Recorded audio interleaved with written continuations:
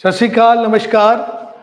अज अपना CRPC का जिहड़ा सबजैक्ट है उसका नैक्सट टॉपिक है कंसैप्ट ऑफ इनकुआयरी। कंसैप्ट ऑफ इनकुआयरी बहुत इंपॉर्टेंट टॉपिक है क्योंकि इनू आपां ना किसी एक पर्टिकुलर टॉपिक दे विच या पर्टिकुलर किसी सैक्शन दे कन्फाइन नहीं कर सकते। बहुत सारे इदां दे सैक्शन बहुत सारे इदां दे चैप्टर्स हैं जिहदे विच इनकुआयरी का कंसैप्ट अपलाई करेगा और बहुत सारे इदां दी कंसैप्चुअल अंडरस्टैंडिंग आपां नूं उदों ही आएगी जदों आपां इनकुआयरी दे कंसैप्ट नूं समझ लांगे। ठीक है जी। सो इनकुआयरी का जिहड़ा टॉपिक है वो थोड़ा जिहा टैक्नीकल टॉपिक है, इस चीज़ नूं जरूर ध्यान च रखना। हुण इनकुआयरी दे टॉपिक नूं आपां अगे वधाने हां। सब तो पहला तो इनकुआयरी दी डेफिनेशन। ठीक है जी। इनकुआयरी दी डेफिनेशन 2G दे विच इनकुआयरी जिन्हों कि आपां जांच भी कह सकते हाँ। जांच इनकुआयरी 2G दे विच डिफाइंड है। जदों आपां 2G नूं पढ़ांगे रैदर इहदे नाल जे आपां नूं कोई कंसैप्ट नूं या डेफिनेशन नूं समझण दे विच हैल्प नहीं होएगी, उल्टा कन्फ्यूजन ज़्यादा होएगी। जिहड़ी 2G दी डेफिनेशन है इहनूं देखिए आपां कि inquiry means every inquiry other than a trial conducted under this code by magistrate. अच्छा इतने ऑफ और मैजिस्ट्रेट और कोर्ट। ठीक है जी। ਇਹਦਾ मतलब है कि इंक्वायरी ही सवाल सी और उन्होंने इंक्वायरी का जवाब भी इंक्वायरी से देता। कहने का मतलब यह है कि उन्होंने अपन दसिया inquiry is inquiry.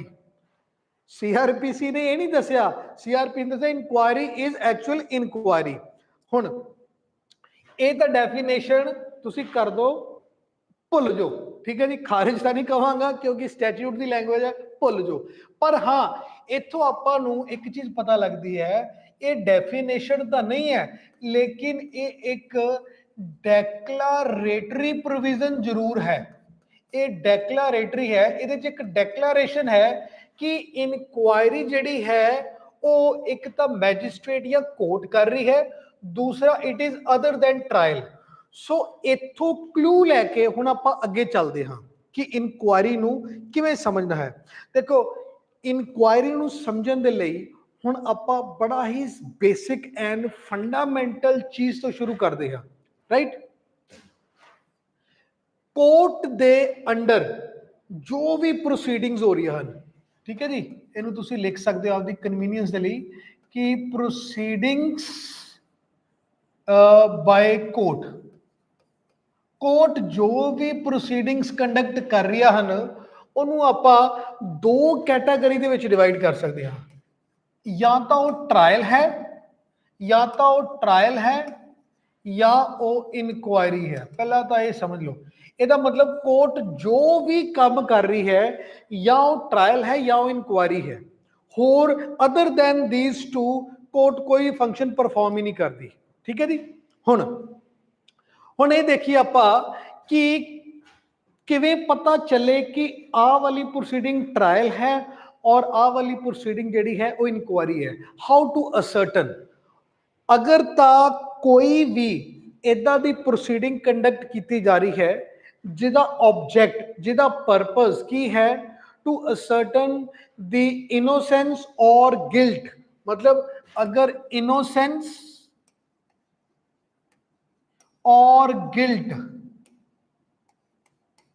Of the accused, जिदा कोई इदां दी प्रोसीडिंग हो रही है जिहदे विच कोर्ट उस केस दे विच जिहड़ा एक्यूज्ड है ਉਹਦੇ बारे ये पता कराने की कोशिश की जा रही है कि वो इनोसेंट है या गिल्टी है। इट मीनस कि वो ट्रायल है। फॉर एग्जाम्पल के तौर पर जो प्रोसीक्यूशन एविडेंस आएगा, जो डिफेंस एविडेंस आएगा, वो की हैं वो कोर्ट दे विच इनोसेंस या गिल्ट नूं प्रूव करन दे लई ही प्रोसीडिंग की जा रही है। राइट। हुण इहदा मतलब ये हो गया कि इन्हां प्रोसीडिंग नूं छड्ड के होर जिहड़ियां भी रिमेनिंग प्रोसीडिंग्स हन वो इनकुआयरी हन अदर दैन ट्रायल। हुण आपां नूं समझ आएगा कि जो भी इनकुआयरी हो रही है अदर दैन ट्रायल है। असल दे विच डेफिनेशन ने तो यह भी क्या है कि ट्रायल भी एक तरह की इनकुआयरी है।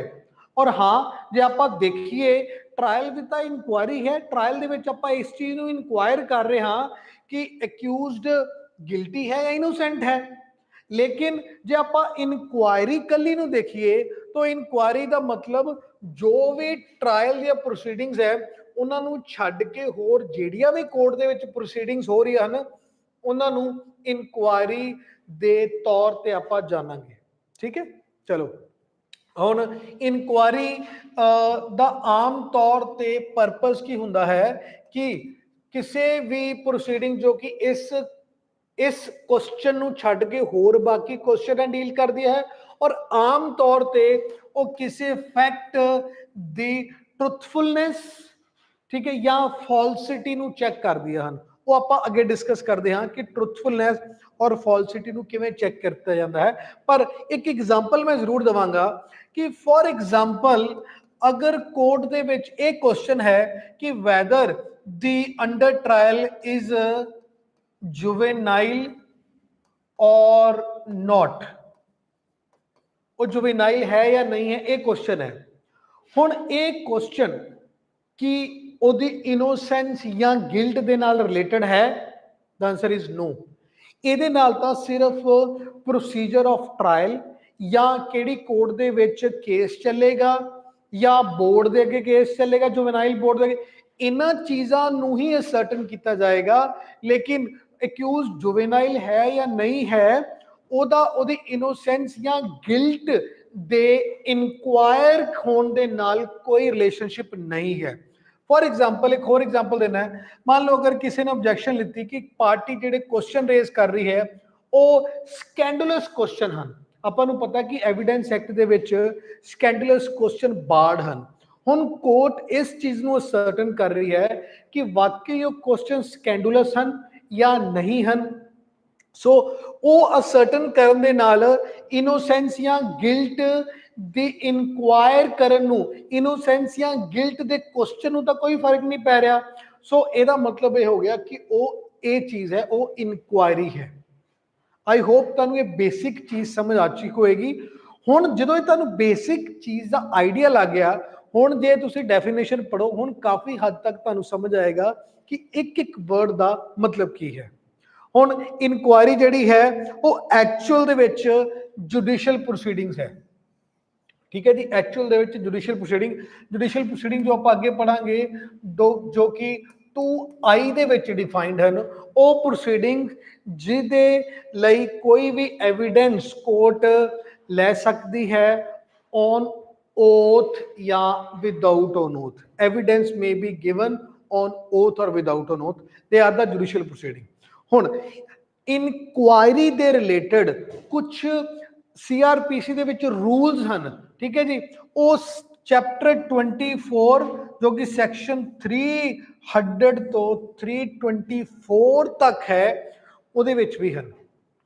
नैक्सट असल दे विच एक स्टेटमेंट आई सी क्वेश्चन पेपर च कि इनकुआयरी दी जिहड़ी स्टेज है और जिहड़ी ट्रायल दी स्टेज है कि ये म्यूचुअली एक्सक्लूसिव हैं या नहीं हैं। म्यूचुअली एक्सक्लूसिव हैं या नहीं, म्यूचुअली एक्सक्लूसिव का की मतलब है कि ये इंडिपेंडेंट स्टेजेस हैं या ये एक दूजे ते डिपेंडेंट हैं। ठीक है जी, हुण इहदा आंसर है कि ये म्यूचुअली एक्सक्लूसिव हैं। इनक्वायरी और ट्रायल देखो इहदा जिहड़ा स्कोप एंड ऑब्जेक्ट है वो बिल्कुल डिफरेंट है और ट्रायल का स्कोप और ऑब्जेक्ट बिल्कुल डिफरेंट है। अगर तुहानूं ये चीज़ समझ आ चुकी है तो आ वाली स्टेटमेंट भी बड़े क्लीयर तरीके नाल समझ आएगी कि जिहड़ा इनक्वायरी और ट्रायल नूं म्यूचुअली एक्सक्लूसिव क्यों किया जा रहा है, एक किवें इंडिपेंडेंट है। देखो मैं स्टेज की गल नहीं कर रहा कि किहड़ी स्टेज ते हो रही है, मैं कह रहा कि कंसैप्ट जिहड़ा है ये म्यूचुअली एक्सक्लूसिव है। हुण आपां नैक्सट अगे प्रोसीड करते हाँ। परपज ऑफ इनकुआरी जिवें आपां पहले डिस्कस किया है कि इनकुआरी का परपज है आम तौर पर ऑर्डिनैरिली किसी भी फैक्ट की ट्रुथफुलनेस या फॉल्सिटी नूं असर्टन करना। ਜਿਵੇਂ ਆਪਾਂ ਐਗਜ਼ਾਮਪਲ ਦੇ ਨਾਲ ਵੀ ਡਿਸਕਸ ਕੀਤਾ ਸੀ। ਸੋ ਇਨਕੁਆਇਰੀ ਨੂੰ ਅਗਰ ਬਾਰਡਰ ਤਰੀਕੇ ਨਾਲ ਆਪਾਂ ਸਮਝੀਏ, ਸੋ ਉਹਦੇ ਚ ਦੋ ਚੀਜ਼ਾਂ ਆ ਜਾਂਦੀਆਂ ਹਨ। ਇੱਕ ਤਾਂ ਕਿਸੇ ਵੀ ਚੀਜ਼ ਨੂੰ ਅਸਰਟਨ ਕਰਨਾ, ਕਿਸੇ ਵੀ ਫੈਕਟ ਦੀ ਟਰੂਥਫੁਲਨੈਸ ਔਰ ਫਾਲਸਿਟੀ ਨੂੰ ਅਸਰਟਨ ਕਰਨਾ, ਔਰ ਦੂਸਰਾ ਅਦਰ ਦੈਨ ਦਿਸ, ਮਤਲਬ ਕੋਈ ਵੀ ਪ੍ਰੋਸੀਡਿੰਗ ਜਿਹੜੀ ਕੋਰਟ ਦੇ ਵਿੱਚ ਹੋ ਰਹੀ ਹੈ ਔਰ ਜਿਹੜੀ ਆ ਨਹੀਂ ਹੈ ਔਰ ਜਿਹੜੀ ਟ੍ਰਾਇਲ ਨਹੀਂ ਹੈ, ਉਹ ਫਿਰ ਇੱਥੇ ਆ ਗਈ, ਉਹ ਵੀ ਇਨਕੁਆਇਰੀ ਦਾ ਪਾਰਟ ਹੀ ਹੋਏਗਾ। ਉਹ ਕਿਹੜੀ ਚੀਜ਼ ਹੈ ਉਹਦੀ ਮੈਂ ਐਗਜ਼ਾਮਪਲ ਜ਼ਰੂਰ ਦਵਾਂਗਾ, ਅੱਗੇ ਆਪਾਂ ਉਸੇ ਹੀ ਮੈਟਰ ਨੂੰ ਫਰਦਰ ਡਿਸਕਸ ਕਰਾਂਗੇ। ਠੀਕ ਹੈ ਜੀ। ਹੁਣ ਐਗਜ਼ਾਮਪਲ ਦੇ ਤੌਰ ਤੇ ਕਿ ਕਿਹੜੀ ਕਿਹੜੀ ਇਨਕੁਆਇਰੀ ਹੈ ਜਿਹੜੀ ਕਿ ਕਿਸੇ ਫੈਕਟ ਦੀ ਟਰੂਥਫੁਲਨੈਸ ਜਾਂ ਫਾਲਸਿਟੀ, ਕਿ ਉਹ ਫੈਕਟ ਸਹੀ ਹੈ ਜਾਂ ਗਲਤ ਹੈ, ਉਹਨੂੰ ਅਸਰਟਨ ਕੀਤਾ ਜਾ ਰਿਹਾ। ਉਹਦੀ ਐਗਜ਼ਾਮਪਲਸ ਸੈਕਸ਼ਨ 190 ਹੈ, 200 ਹੈ, ਇਹ ਸਾਰੀਆਂ ਦੀਆਂ ਸਾਰੀਆਂ ਐਗਜ਼ਾਮਪਲਸ ਹਨ ਜਿੱਥੋਂ ਇਹ ਸਾਰੀਆਂ ਪ੍ਰੋਸੀਡਿੰਗਸ ਹਨ ਜਿੱਥੋਂ ਆਪਾਂ ਨੂੰ ਪਤਾ ਚੱਲਦਾ ਹਨ ਕਿ ਇਹ ਇਨਕੁਆਇਰੀ ਪ੍ਰੋਸੀਡਿੰਗਸ ਹਨ। Right. Next stage of inquiry. Next ਹੈ ਸਟੇਜ ਆਫ ਇਨਕੁਆਇਰੀ, ਕਿ ਇਨਕੁਆਇਰੀ ਕਿਹੜੀ ਸਟੇਜ ਤੇ ਹੋ ਸਕਦੀ ਹੈ। ਦੇਖੋ ਇਨਕੁਆਇਰੀ ਕਿਸੇ ਵੀ ਸਟੇਜ ਤੇ ਹੋ ਸਕਦੀ ਹੈ। ਅਗਰ ਆਪਾਂ ਨੂੰ ਇੱਕ ਸਿੰਪਲਿਸਿਟਰ ਕੁਐਸਚਨ ਪੁੱਛਿਆ ਜਾਏ ਕਿ ਇਨਕੁਆਇਰੀ ਕਿਹੜੀ ਸਟੇਜ ਤੇ ਹੋ ਸਕਦੀ ਹੈ, ਸੋ ਇਨਕੁਆਇਰੀ ਕਿਸੇ ਵੀ ਸਟੇਜ ਤੇ ਹੋ ਸਕਦੀ ਹੈ। ਹਾਂ, ਇਹਨੂੰ ਜੇ ਆਪਾਂ ਥੋੜਾ ਜਿਹਾ ਡਿਟੇਲ ਦੇ ਵਿੱਚ ਥੋੜਾ ਜਿਹਾ ਟੈਕਨੀਕਲੀ ਦੇਖੀਏ ਤਾਂ ਆਮ ਤੌਰ ਤੇ ਇਨਕੁਆਇਰੀ ਦੀ ਜਿਹੜੀ ਸਟੇਜ ਹੈ, ਆਮ ਤੌਰ ਤੇ ਜਿਹੜੀ ਇਨਕੁਆਇਰੀ ਹੁੰਦੀ ਹੈ ਉਹ ਫਰੇਮਿੰਗ ਆਫ ਚਾਰजेस ਤੋਂ ਪਹਿਲਾਂ ਹੁੰਦੀ ਹੈ ਆਮ ਤੌਰ ਤੇ। So ordinarily before the stage of framing of charging inquiry ਹੁੰਦੀ ਹੈ, ਬਟ ਇਹ ਕਹਿਣਾ ਕਿ ਸਿਰਫ ਇਸੇ ਸਟੇਜ ਤੇ ਇਨਕੁਆਇਰੀ ਹੁੰਦੀ ਹੈ ਉਹ ਗਲਤ ਹੈ। ਕਿਸੇ ਵੀ ਸਟੇਜ ਤੇ even after the framing of charges ਵੀ ਇਨਕੁਆਇਰੀ ਕੀਤੀ ਜਾ ਸਕਦੀ ਹੈ for different purposes and different reasons। Example ਜਿਹੜੀ ਆਪਾਂ ਜੁਵੇਨਾਈਲ ਵਾਲੀ ਕੀਤੀ ਹੈ, ਜਿਹੜੀ ਸਕੈਂਡਲਸ ਕੁਐਸਚਨ ਵਾਲੀ ਕੀਤੀ ਹੈ, ਈਵਨ ਉਹ ਫਰੇਮਿੰਗ ਆਫ ਚਾਰਜ ਤੋਂ ਬਾਅਦ ਦੇ ਵਿੱਚ ਵੀ ਹੋ ਸਕਦੀ ਹੈ, ਉਹ ਟ੍ਰਾਇਲ ਦੇ ਦੌਰਾਨ ਵੀ ਇਨਕੁਆਇਰੀ ਹੋ ਸਕਦੀ ਹੈ। ਸੋ ਇਹ ਕਹਿ ਲੈਣਾ ਕਿ ਇਨਕੁਆਇਰੀ ਦੀ ਸਟੇਜ ਜਿਹੜੀ ਹੈ, ਦੇਖੋ ਇਹਨੂੰ ਨਾ ਇੱਕ ਚੀਜ਼ ਨਾਲ ਆਪਾਂ ਜਿਹੜਾ ਇਹ ਡਾਇਗਰਾਮ ਹੈ ਨਾ, ਇਹਨੂੰ ਸਮਝੋ ਪਹਿਲਾਂ ਤੁਸੀਂ। ਆਮ ਤੌਰ ਤੇ ਆਪਾਂ ਇਹ ਸਮਝਦੇ ਕਿ ਪਹਿਲਾਂ ਇਨਵੈਸਟੀਗੇਸ਼ਨ ਹੋਈ, ਉਸ ਤੋਂ ਬਾਅਦ ਇਨਕੁਆਇਰੀ ਹੋਈ ਔਰ ਉਸ ਤੋਂ ਬਾਅਦ ਟ੍ਰਾਇਲ ਹੋਇਆ। ਠੀਕ ਹੈ, ਆਮ ਤੌਰ ਤੇ ਠੀਕ ਹੈ, ਲੇਕਿਨ ਇਹ ਜ਼ਰੂਰੀ ਨਹੀਂ ਹੈ ਕਿ ਇੱਥੇ ਜਿਹੜਾ ਹੈ ਹੁਣ ਟ੍ਰਾਇਲ ਹੀ ਹੋਏਗਾ, ਇੱਥੇ ਇਨਕੁਆਇਰੀ ਨਹੀਂ ਹੋ ਸਕਦੀ। ਇਨਕੁਆਇਰੀ ਇੱਥੇ ਵੀ ਹੋ ਸਕਦੀ ਹੈ। Remember this thing. So inquiry ਜਿਹੜੀ ਹੈ ਫਰੇਮਿੰਗ ਆਫ ਚਾਰजेस ਤੋਂ ਪਹਿਲਾਂ ਤਾਂ ਹੋ ਹੀ ਸਕਦੀ ਹੈ, ਲੇਕਿਨ ਟ੍ਰਾਇਲ ਦੇ ਦੌਰਾਨ ਵੀ ਹੋ ਸਕਦੀ ਹੈ।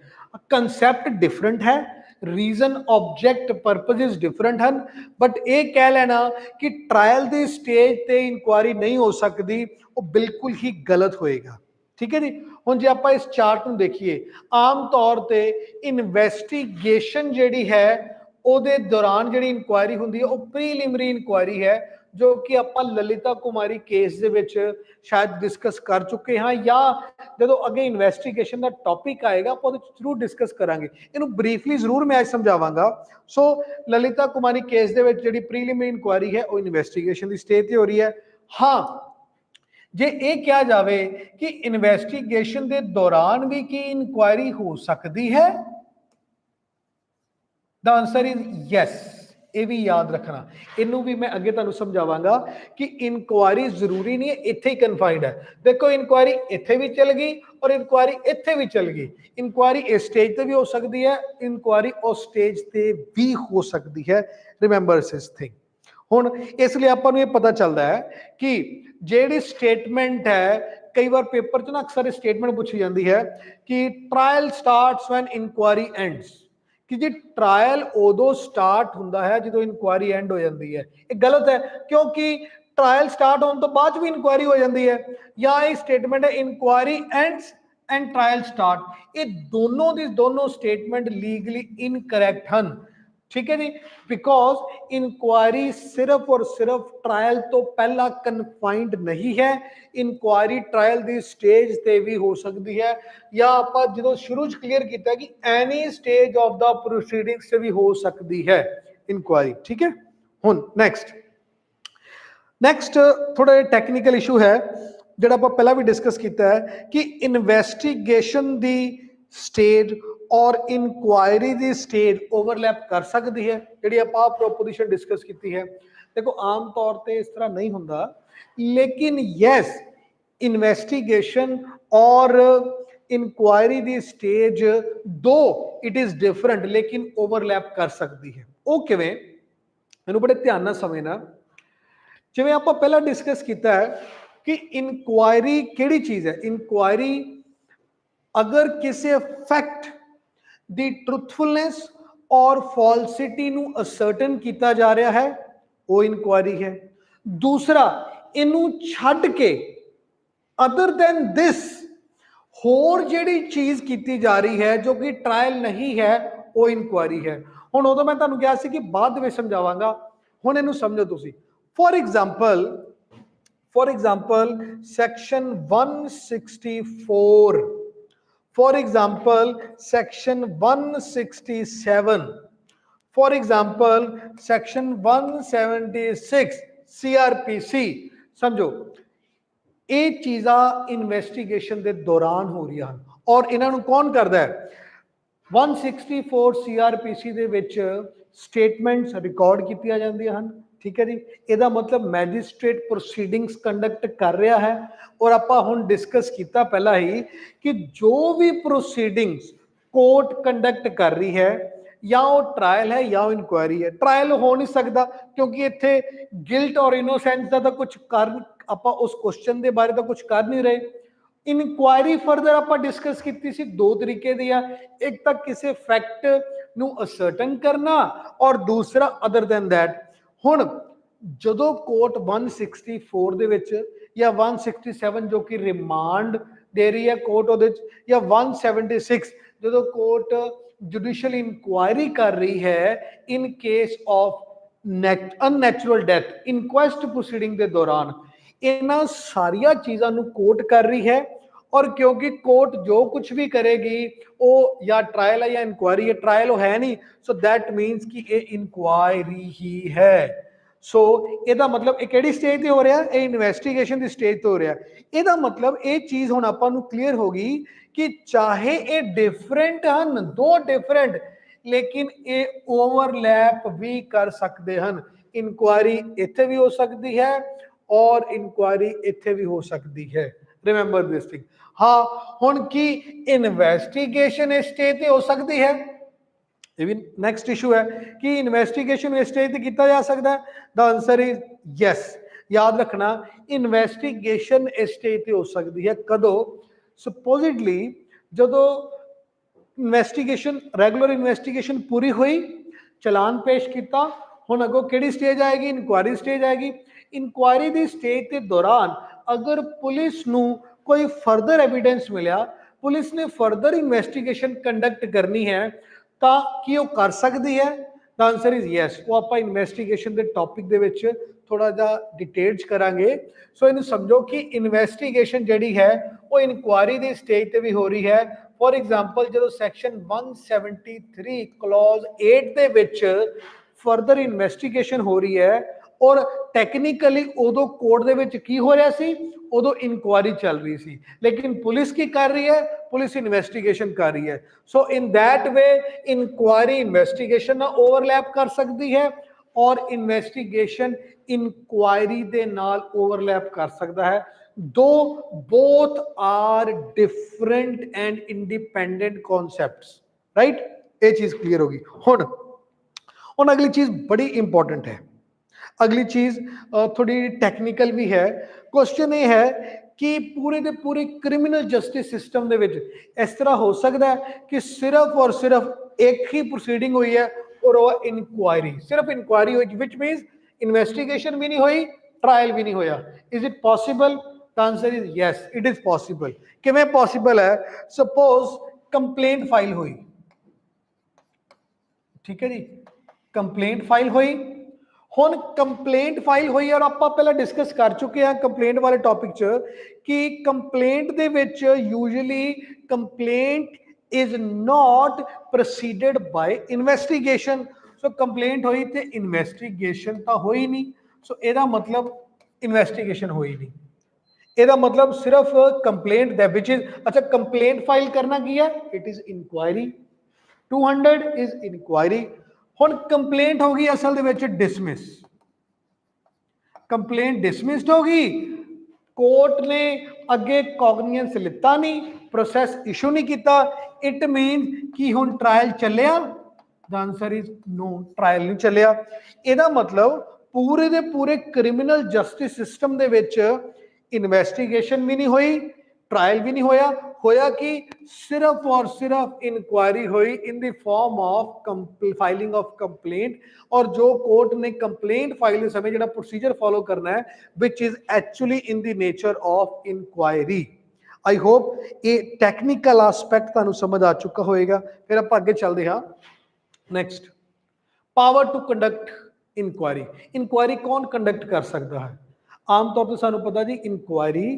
कौन कंडक्ट करता कोर्ट करती है ठीक है जी बट तुसी एक चीज देखो अगर बेयर एक्ट दे विच कोई चीज कोई वर्ड स्पैसिफिकली यूज किया गया है ਉਹਦੇ ਪਿੱਛੇ ਇੱਕ ਰੀਜ਼ਨ ਹੈ ਦੇਖੋ ਲੈਜਿਸਲੇਚਰ ਦਾ ਕੋਈ ਇੰਟੈਂਟ ਹੈ ਹੁਣ ਇਨਕੁਆਇਰੀ ਦੇ ਲਈ ਲੈਜਿਸਲੇਚਰ ਨੇ ਕੀ ਵਰਡ ਯੂਜ਼ ਕੀਤਾ ਕਿ inquiry is conducted by magistrate ਔਰ ਕੋਰਟ ਹੁਣ ਕੀ ਕੋਰਟ ਮੈਜਿਸਟ੍ਰੇਟ ਨਹੀਂ ਹੈ ਕਿ ਕੋਰਟ ਦੀ ਡੈਫੀਨੇਸ਼ਨ ਦੇ ਵਿੱਚ ਮੈਜਿਸਟ੍ਰੇਟ ਨਹੀਂ ਆਂਦਾ ਸਮਝੋ ਇਹਨੂੰ ਅਸਲ ਦੇ ਵਿੱਚ ਥੋੜਾ ਟੈਕਨੀਕਲ ਹੈ ਕੋਰਟ ਦੀ ਡੈਫੀਨੇਸ਼ਨ ਦੇ ਵਿੱਚ ਮੈਜਿਸਟ੍ਰੇਟ ਜ਼ਰੂਰ ਆਂਦਾ ਹੈ ਕੋਰਟ ਮੀਨਸ ਉਹ ਸਾਰੀਆਂ ਜੁਡੀਸ਼ੀਅਲ ਅਥਾਰਟੀਜ਼ ਉਹ ਸਾਰੀਆਂ ਕੋਰਟਸ ਉਹ ਸਾਰੀਆਂ ਕ੍ਰਿਮੀਨਲ ਕੋਰਟਸ ਜੋ ਕਿ ਸੀਆਰਪੀਸੀ ਦੇ ਵਿੱਚ ਕੰਟੈਂਪਲੇਟਡ ਹਨ ਮਤਲਬ ਸੈਕਸ਼ਨ 6 ਦੇ ਵਿੱਚ ਮਤਲਬ ਸੈਕਸ਼ਨ 6 ਦੇ ਵਿੱਚ ਜਿੰਨੀਆਂ ਵੀ ਕ੍ਰਿਮੀਨਲ ਕੋਰਟਸ ਹਨ ਉਹ ਸਾਰੀਆਂ ਦੀਆਂ ਸਾਰੀਆਂ ਕੋਰਟ ਹਨ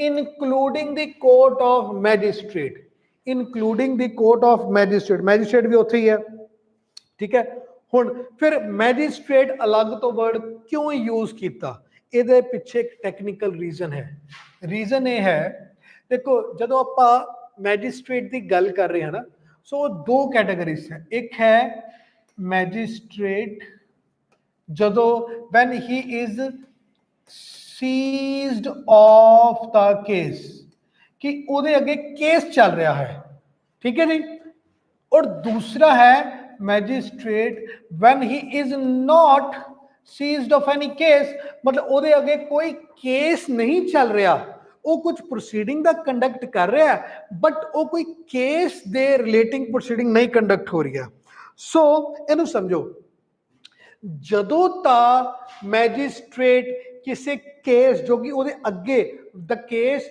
which has been brought into his court for further proceedings ਉਦੋਂ ਉਹ ਇਨਕੁਆਇਰੀ ਕਰ ਰਿਹਾ ਹੈ ਫॉर एग्जांपल ਕੰਪਲੇਂਟ ਫਾਈਲ ਹੋਗੀ ਉਹ ਐਗਜ਼ਾਮੀਨੇਸ਼ਨ ਕਰ ਰਿਹਾ ਹੈ ਵਿਟਨੈਸਸ ਦੀ ਐਵੀਡੈਂਸ ਰਿਕਾਰਡ ਕਰ ਰਿਹਾ ਹੈ ਉਹ ਇਨਕੁਆਇਰੀ ਹੈ ਉਹ ਇੱਕ ਪਾਰਟਿਕੂਲਰ ਕੇਸ ਦੇ ਵਿੱਚ ਪ੍ਰੋਸੀਡਿੰਗ ਕੰਡਕਟ ਕਰ ਰਿਹਾ ਹੈ ਇਨ दैट ਕੇਸ ਉਹ ਕੋਰਟ ਵੀ ਹੈ ਜੋ ਆਪਾਂ ਪਹਿਲਾਂ ਡਿਸਕਸ ਕੀਤਾ ਹੀ ਇਜ਼ ਆਲਸੋ ਅ ਕੋਰਟ ਉਹ ਇਸ ਕੋਰਟ ਦੀ ਡੈਫੀਨੇਸ਼ਨ 'ਚ ਫਾਲ ਕਰਦਾ ਹੈ ਲੇਕਿਨ ਇਸ कैटेगरी का की करिए इस कैटेगरी दे विच समझण दी लोड़ है इत्थे मैजिस्ट्रेट वो प्रोसीडिंग कंडक्ट कर रहा है जदों तक when the case has not been brought before him for the purpose of further proceedings for example जिवें आपां पहला डिस्कस किया section 164 167 176 इन्हां मैटर्स दे विच भी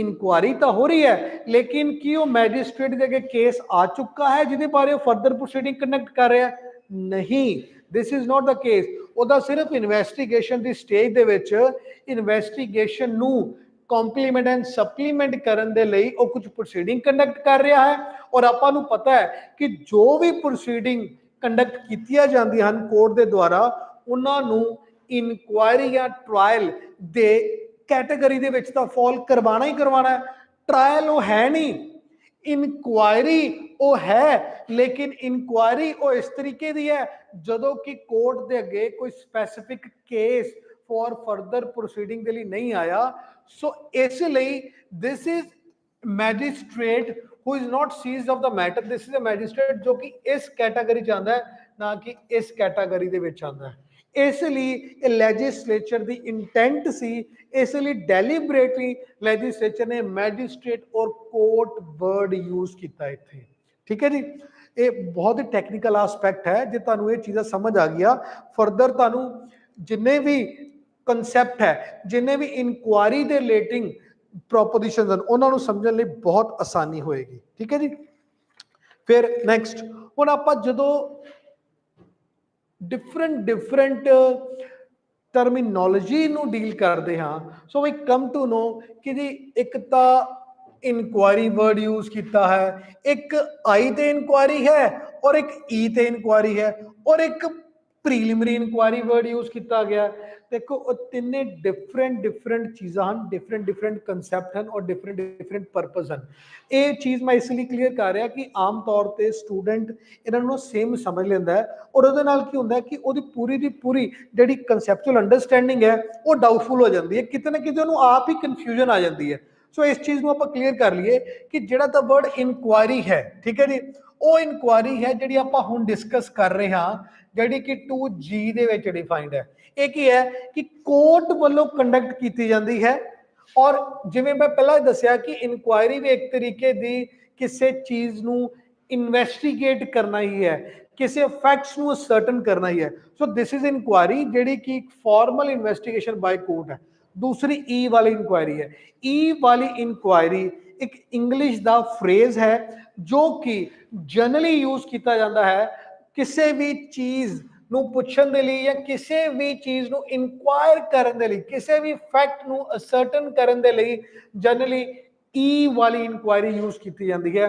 ਤੁਸੀਂ ਅਗਰ ਨਾ ਕਿਤੇ ਗਵਰਨਮੈਂਟ ਆਫਿਸਿਸ ਦੇ ਵਿੱਚ ਜਾਂ ਕਿਸੇ ਆਫਿਸ 'ਚ ਦੇਖੋ, ਉੱਥੇ ਇਨਕੁਆਇਰੀ ਡੈਸਕ ਤੇ ਵਰਡ ਈ ਵਾਲੀ ਇਨਕੁਆਇਰੀ ਹੁੰਦੀ ਹੈ। ਠੀਕ ਹੈ ਜੀ, ਇਨਕੁਆਇਰੀ ਰੇਲਵੇ ਸਟੇਸ਼ਨ ਤੇ ਜਾਂ ਕਿਸੇ ਪਲੇਟਫਾਰਮ ਤੇ ਦੇਖੋ, देयर इज ਈ ਵਾਲੀ ਇਨਕੁਆਇਰੀ। ਉੱਥੋਂ ਆਪਾਂ ਨੂੰ ਯਾਦ ਆਣਾ ਚਾਹੀਦਾ ਹੈ ਕਿ ਈ ਵਾਲੀ ਇਨਕੁਆਇਰੀ ਇੱਕ ਜਨਰਲ ਇਨਕੁਆਇਰੀ ਹੈ ਔਰ ਆਈ ਵਾਲੀ ਇਨਕੁਆਇਰੀ ਉਹ ਹੈ ਜਿਹੜੀ ਕਿ ਕੋਰਟ ਕਰਦੀ ਹੈ। ਔਰ ਫਿਰ ਆ ਗਿਆ ਪੀਆਈ, ਪ੍ਰੀਲਿਮਿਨਰੀ ਇਨਕੁਆਇਰੀ। ਪੀਆਈ ਬੜੀ ਇੰਪॉर्टेंट है।